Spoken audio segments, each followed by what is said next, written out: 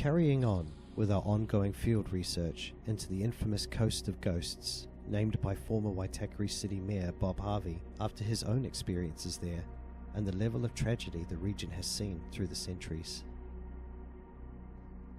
Many say the area of the tragedy feels heavy and emotional. Much sadness, fear, and uncontrollable despair are felt in certain areas. Many believe spirits continue to roam the coast in large numbers.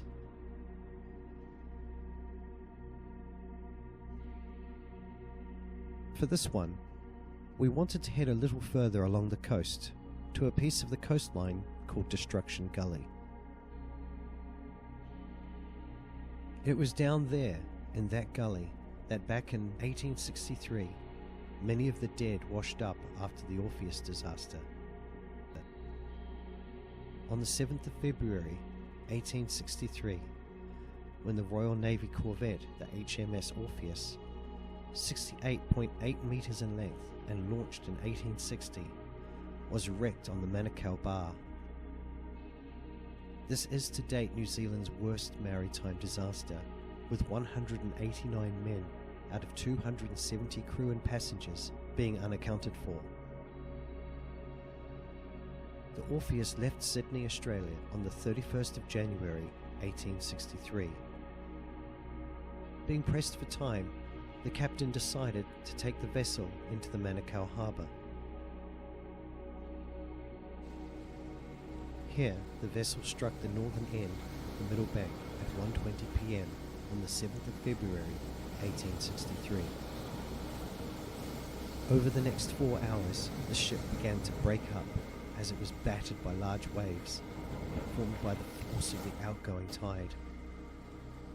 Despite a rescue attempt, 189 officers and men, including Commodore Burnett, were unaccounted for out of a complement of 270. Over the following weeks, bodies washed up all along the surrounding coastline. Some were taken away, while others were buried where they lay.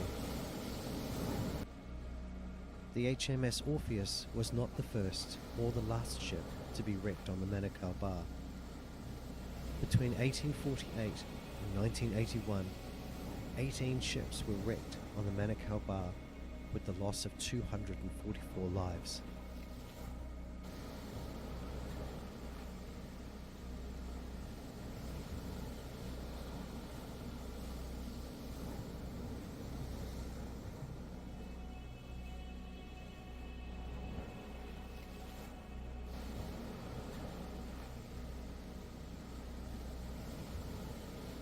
We wanted to spend some time in this region to acknowledge and pay our respects to the many who had passed away.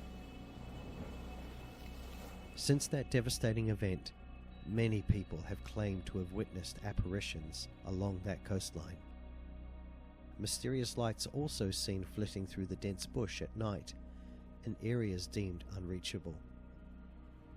There are also reports of the sounds of guttural screaming being carried along on the wind, with no apparent source. This was an overnight campout, so it was part paranormal research, part respectful tribute to the departed, and part adventure, out in the deepest and darkest wilds of West Auckland.